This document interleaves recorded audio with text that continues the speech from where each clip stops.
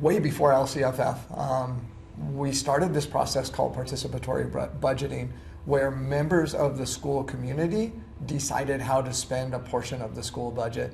At the time, it was $50,000, and the process basically was that students, staff, families would decide what projects they thought were important and an important way to invest this money. Now, this was not a grant. This was actual school budget, school funds that were allocated to the school. School site council at Overfelt decided that that $50,000 should be put up for community budgeting. Students would create projects, not just students, staff and parents, although I have to say the projects that got the most traction tended to be student-driven projects. Those projects would then be shared with the community, and a community-wide vote. Every member of the community, if you were a parent, if you were a student, if you were a staff member, you got one vote on how to spend the money.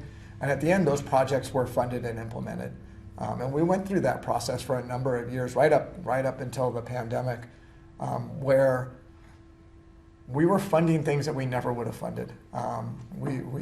Students really thought driver's ed was important. We never would have put educational dollars there, but for students in this community, a barrier to driving legally and a barrier to driving safely was being able to pay for driver's ed. But they also did things like campus beautification or career-themed field trips. So just a number of initiatives. And what we found wasn't that trusting students and families with the budget didn't result in them not selecting things that were important to our school and to our community. They, over and over again, when we entrust people with power, we see them live up to the potential and really better align how they're spending that school budget on the things that are most important to them. If they felt like the band needed more musical instruments, they said, let's put money towards more musical instruments. If they felt like athletic teams weren't being well enough equipped, we put money there because that's what they felt like was important. And frequently they would have been things that we might have said, more important to maybe spend this on textbooks or professional development.